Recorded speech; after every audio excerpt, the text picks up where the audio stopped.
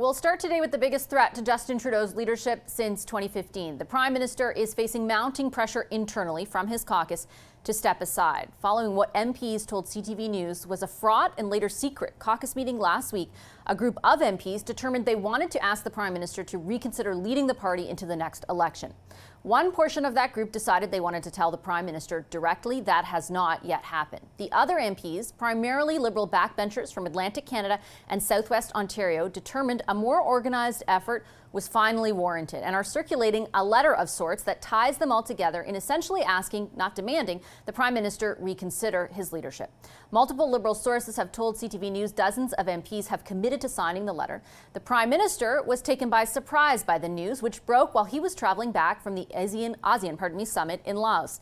He and his team only learned of the potential revolt as they touched down for a refuel in Hawaii. Our Sunday strategy session is here to unpack it all. James Moore is a former Conservative cabinet minister. Scott Reid is a former communications director to Prime Minister Paul Martin.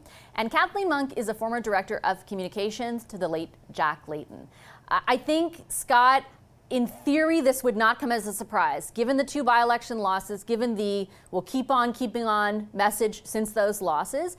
But it still comes as a bit of a surprise given how disciplined this caucus has been. How significant in your view is this? It's really significant. Look, we're having a hard time really getting to the bottom of it in terms of determining what's a commitment versus who is signed, how many. At first, I think some Liberals thought, well, maybe this is just, Pierre Poilievre fanfic, but it appears to be very real. And that makes it a real challenge for the Prime Minister, because if you have 20, 30, dozens of members of your caucus who are willing to say to you, it's time for you to reconsider your future, to step aside, you've got to get your hands around that, and you have to get your hands around it fast. I think the PMO needs to move right now. They can't take the holiday weekend off. They got to tamp this down. And by the way, doing so is going to be very delicate. A real balance between diplomacy and discipline, because if you push too hard on the pushback, you could intensify people's resolve, anger them, and cause this crisis to widen in its girth. And that's not what the Prime Minister needs right now. I think the big question is, if I take a step back from what Scott just said, James, is whether or not there is a set of things, or there are things that the Prime Minister and his staff could do to address that type of discontent short of him walking away. Yes, but that would have been in 2022. It would have been in 2023. It would have been in the first half of 2024. And they've run out of patience. It's over.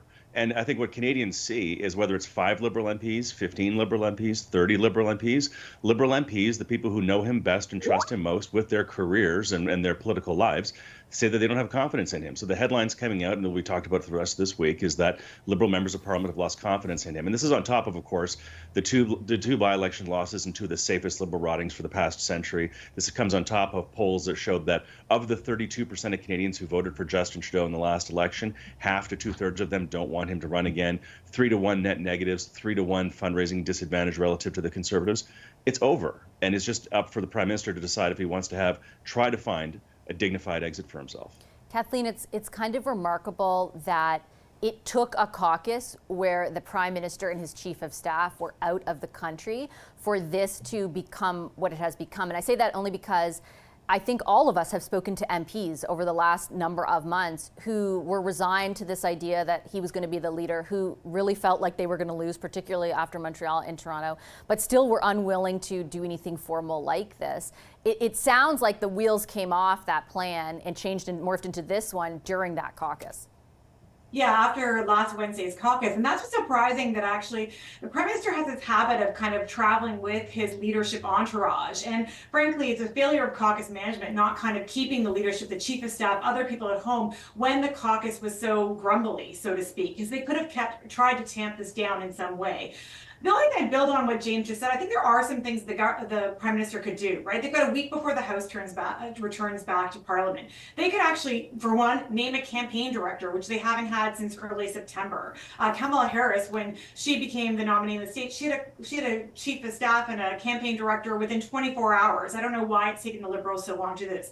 They could also announce that cabinet shuffle that's been rumored. That would kind of keep people a little bit closer. But they need to move quickly in this political vacuum and start to fill it proactively. Going away and the leadership and the Prime Minister international travel when the caucus was this grumbly was certainly a mistake.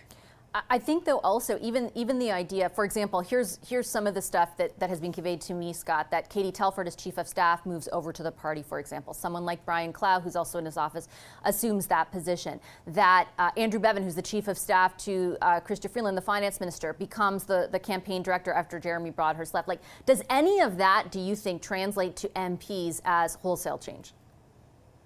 It's difficult to say. I don't think so, though. I mean, let's be honest. They may be able to, over the course of the next 72-ish hours, put in front of members of parliament enough indications of change to tap this down in its immediate expression. But look, it's been the almost obstinate defiance and refusal of the Prime Minister and those around him to respond to events since at least the Toronto St. Paul's by-election and say, listen, you know what, we're going to steadfastly commit to more of the same. And obviously that's gotten to the point where members of parliament have just run out of patience with more of the same because they know that that results in their political defeat. So there may be a move to scrambly ask some of these kinds of changes. But I do think that the big question hovers over all of this now, which is there any alternative to the Prime Minister stepping down? Is that the only change that will really satisfy caucus and really satisfy voters in terms of persuading them to take a second look at the Liberal Party of Canada? James, from your earlier comment, you think it is. When you talk about the decision about how to exit, sort of whether to do it in a dignified way, what does that look like over the coming days in your view? Well, in practical terms, it would mean probably getting through the next couple of weeks of Parliament, doing a speech, proroguing Parliament, saying that he's not going to offer himself, and that he's written to the President of the Liberal Party of Canada to have a leadership race and have it conclude probably by the end of February of next year. But the business of the government will go on in the meantime.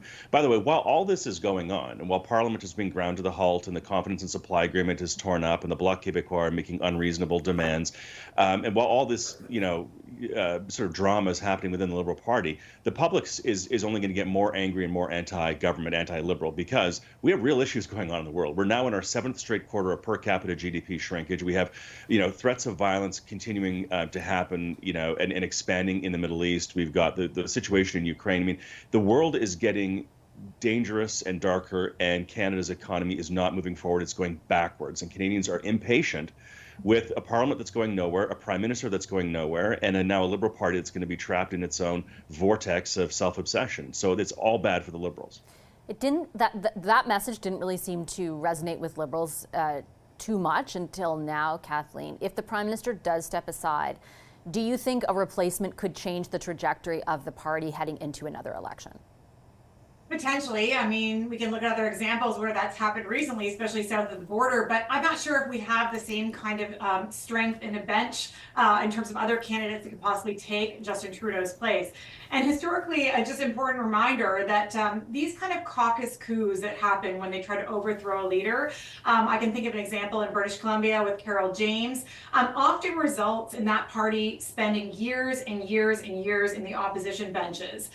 So yeah, they may get that immediate leadership change that they want, but it might mean basically the death of the party.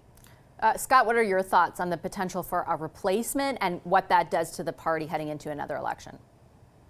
Well, the difficulty, of course, is that the Prime Minister now looks like he'd be forced into that move. And Kathleen is right. History is not replete with episodes of parties rebounding from such a circumstance. That's why it was so important for the Prime Minister to have responded earlier. He has not. So now there are fewer and fewer cards left to play, fewer and fewer options available. And those who might seek to replace the Prime Minister have to be very, very careful in these next few days that they don't appear to be pushing the Prime Minister out, because that will probably disqualify them from being considered as a replacement. But at the same time, they want to dissociate themselves from the status quo. It's a hell of a tricky balance. James, I'll put the same question to you. Do you think a different leader could make a difference?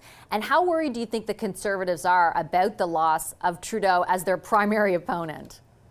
Hard to say, because the fundamentals about what Canadians are frustrated about on the policy side, those issues are all help Conservatives. To Scott's point, though, about having your fingerprints on the demise of Justin Trudeau, Brutus never became Caesar. And so anybody who's involved in that, needs to be mindful of that. Number two, but number three, the problems of the Liberal Party, there may be some consensus that Justin Trudeau should go, but once he were to leave the scene, I think you'll have 20 different opinions on what the best direction is to move forward, and then to get consensus around that, around a leader, momentum, and money. It's not going to happen. It's time for change. It's a short runway. Kathleen, I'll get the same question too, because Mr. Singh also, has in his sights the opponent being Justin Trudeau. So does Mr. Poilievre. Like, that's the foe they're used to. Yeah, but you have to remember, if there's a leadership change in the Liberal Party, it does change the dynamic. You can start to paint, Pierre Poilievre as risky change, as change that Canadians don't want, that's un-Canadian, and then potentially leadership in Jagmeet Singh, or potentially a future other Liberal leader, whoever that may be, if that does in fact happen, as a more positive change. So certainly the election narrative and the political discourse will change if there's a leadership change. I don't think right now that the parties can't run against a future Liberal leader if that's not Justin Trudeau. I think the fact that Canadians are so tired with the incumbent government right now, I think that there's a lot of room for, the opposition parties. Okay, I'm going to leave it there. I really appreciate you all making time for the discussion. Thank you. Our Sunday strategy session. James Moore, Scott Reed, and Kathleen Monk.